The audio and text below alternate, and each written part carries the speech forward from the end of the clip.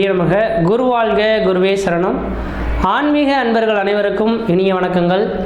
நம்ம இந்த வீடியோ மூலமாக 2024ஆம் ஆண்டிற்கான ஜூன் மாத ராசி பலன்களை பார்க்க இருக்கிறோம். குறிப்பாக இந்த வீடியோவானது பார்த்தீங்க அப்படின்னாக்கா தனுசு ராசிக்கான வீடியோ. இந்த தனுசு ராசி அன்பர்களுக்கு இந்த ஜூன் மாத கிரகநிலை ஆராயறதுக்கு இதுக்கு முன்பாக நடந்த நிகழ்வுகளை பற்றி சொல்லி முடிச்சிடுறேன். அதுக்கப்புறமா உங்களுக்கு இந்த மாத காலகட்டங்கள் எப்படி இருக்க போகுதுன்றது மட்டும் தெளிவாக சொல்ல விரும்புகிறேங்க. ஏன் சார் எடுத்த உடனே சொல்ல விரும்புகிறீங்க அப்படின்னாக்கா, எல்லா நபர்களுக்கும் கண்டிப்பாக இந்த விதிகள் சொல்லியிருக்க மாட்டேன். இந்த மாதம் எப்படி இருக்க போகுது அப்படின்ற மட்டும் சொல்லியிருந்திருப்பேன். எதுக்காக உங்களுக்கு மட்டும் முன்பு நடந்த நிகழ்வுகளை சுட்டி காட்டுறேன் அப்படின்னாக்கா, உண்மையாலுமே இந்த தனுசு ராசி அன்பர்கள்லாம் வாழ்க்கையில் இழக்காத எல்லாத்தையும் இழந்துட்டு இப்போதைக்கு நிற்கக்கூடிய அமைப்புகள் இருந்துகிட்ருக்கீங்க. அப்படிப்பட்ட நபர்களுக்கு உங்களுக்கு ஒரு நம்பிக்கை பிறக்கக்கூடிய அமைப்புகள் உருவாகணும் இல்லைங்களா? அப்போ இந்த அளவுக்கு பார்த்தீங்கன்னாக்கா வாழ்க்கையில் எல்லாமே இழந்துட்டோம், ஜோதிடம் என்றது இருக்கா இல்லையா, இது உண்மைதானோ அப்படின்ற மாதிரி சிந்திக்கக்கூடிய அளவுகளில் நீங்கள் சிந்திச்சிருக்கக்கூடிய நபர்களாக தனுசு ராசி அன்பர்கள் உருவாயிருப்பீங்க. காரணம் என்ன அப்படின்னு பார்த்தீங்கன்னா, கடந்த ஒரு 7 வருட காலகட்டமாகவே 7.5 சனியின் தாக்கத்தினால ரொம்ப கஷ்டப்பட்டிருப்பீங்கன்றீங்க. உண்மையாலுமே கடந்த கால நிகழ்வுகளை என்னெல்லாம் இழக்கக்கூடாதோ, மதிப்பு, மரியாதை, கௌரவம், அந்தஸ்து, புகழ், இது எல்லாமே ஒரு மனிதனுக்கு இழக்க முடியாத ஒன்று. அது எல்லாமே இழந்து இந்த நேர காலகட்டத்தில் எதுவுமே தன் கையில் இல்லை, எல்லாமே தன்னோட கையை விட்டு விலகி போயிடுச்சு. இதுக்கப்புறம் நான் மீண்டு வருவேனா அப்படின்னு எதிர்பார்த்து இருக்கக்கூடிய இந்த தனுசு ராசி அன்பர்களுக்கு ஒரு புத்துணர்வு சொல்லக்கூடிய காலகட்டங்களாக சொல்ல விரும்புகிறேங்க. 7.5 சனி முடிஞ்சிருச்சு. உங்களுக்கு இந்த நேர காலகட்டத்திலேருந்து அடுத்த 30 வருட காலகட்டத்துக்கு மிகப்பெரிய வளர்ச்சிகளை மட்டும்தான் நீங்கள் சந்திக்க போகிறீங்கன்றீங்க. உண்மையாலே கடந்த காலகட்டத்தில் பார்த்தீங்கன்னா குடும்பத்தில் கஷ்டம், நஷ்டம், வம்பு, வழக்கு, சண்டை, சச்சரவு, கோர்ட்டு கேஸு, மன நிம்மதி குறைகிறது, பொருளாதார நெருக்கடிகள் ஏற்படுறது, கடன்கள் அதிகரிக்கிறது, உற்றார் உறவினரை பகைமை பாராட்டுறது, இது மாதிரி பல்வேறுபட்ட கஷ்டங்களை நீங்கள் சந்திச்சுக்கணுன்றீங்க. தொழில் மூலிமா நஷ்டங்கள் ஏற்பட்டிருக்கணும், சொந்த பந்தத்தினால பிரச்சனைகள் ஏற்பட்டிருக்கணும், திருமணம் பண்ணி திருமணத்தில் ரத்தாக இருக்கணும், குடும்ப உறவுகளை பிரச்சனைகள், தொழில் இல்லாத ஒரு அமைப்புகள். முக்கியமாக ஒரு நபருக்கு பார்த்தீங்கன்னாக்கா, ஒரு மனிதனுக்கு தொழில் மட்டும் இல்லாமல் இருந்துருச்சு அப்படின்னாக்கா அந்த மனிதன் இந்த உலகத்தில் மதிக்கப்படாத ஒரு மனிதனாக செல்லா காசாக ஆகிடுவாங்கன்றீங்க. அப்போ கடந்த ஒரு 7 வருட காலமாகவே இந்த தனுசு ராசி அன்பர்கள்லாம் ஒரு நிரந்தரமான வேலைவாய்ப்பு இல்லாமல் தடுமாறி இருக்கக்கூடிய நபர்களாக இருந்துட்டுருக்கீங்க.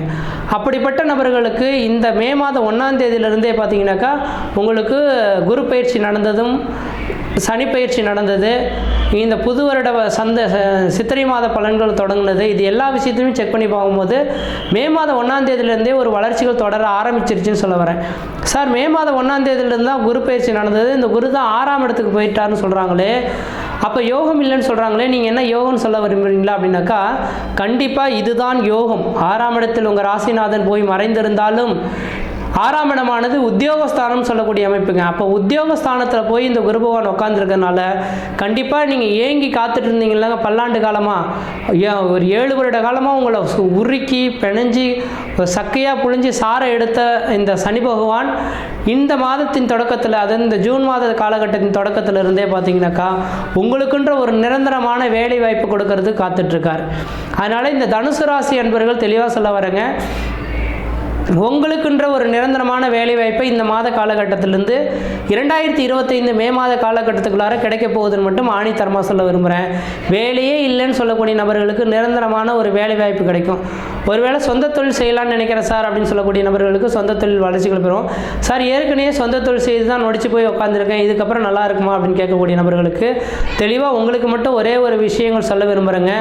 இந்த கடந்த 7 வருட காலமாக நீங்கள் ஏதோ பல்வேறுபட்ட தொழில் செய்திருப்பீங்க. இந்த தொழில் தான் கிடையாது, எதுவுமே செய்து அதில் நிரந்தரம் இல்லாமல் உட்கார்ந்து இருந்திருப்பீங்க. அப்படிப்பட்ட நபர்களுக்கு தெளிவாக சொல்ல வரேங்க, ஒவ்வொரு மனிதனும் இந்த உலகத்தில் பிறக்கும் போதே இந்த மனிதன் இதுக்காக தான் படைக்கப்பட்டான், இந்த தொழில் தான் செய்து பிழைக்கணுன்ற மாதிரி ஜாதகங்கள் எழுதப்பட்டிருக்கும். அதனால் உங்களோட சுய ஜாதகத்தை ஃபஸ்ட்டு நீங்கள் செக் பண்ணி பாருங்கள். சார், நான் என்ன தொழில் தான் சார் செய்வேன், நான் வெகு நாட்களாக எக்ஸாமுக்காக ப்ரிப்பேர் பண்ணி படிச்சுட்டு இருக்கேன், ஆனால் எக்ஸாமில் தோர்ந்துக்கிட்டே கிடக்கேன், தேர்வில் வெற்றி பெறுவேனா, அல்லது சொந்த தொழில் தான் செய்வேனா, அல்லது தனியார் துறைக்கு தான் வேலைக்கு போவேனா, இல்லை இந்த உலகமே வேணான்னு விட்டுட்டு நம்ம வேறு நாடுகளுக்கு, வெளிநாடு வெளி மாநிலத்துக்கு தான் வேலைக்கு போகணும், நான் என்ன மாதிரியான உத்தியோகம் செய்வேன் அப்படின்றத பார்த்தீங்கன்னாக்கா உங்களோட சுய ஜாதகம் காட்டி கொடுத்துரும். அதனால் உங்களோட சுய ஜாதகம், ஏன்னா 7 இடத்துல இழந்ததுக்கு ஒரு மனிதன்கிட்ட போயிட்டு உங்களோட சுய ஜாதகத்தை காட்டு ஒரு நாளை சேலரி கூட கேட்பாங்களா? அது கிடையாது.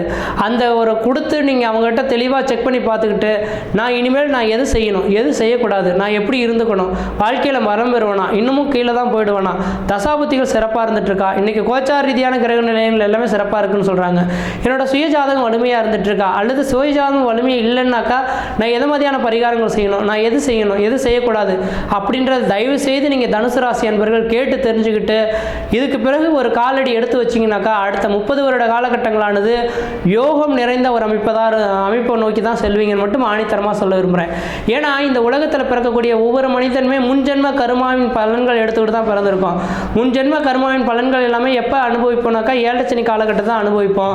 அப்போ 7 சனியில் எல்லாமே அனுபவிச்சுட்றீங்க. எல்லாமே மதிப்பு, மரியாதை, கௌரவம், அந்தஸ்து, புகழ் எல்லாமே இழந்து போச்சு.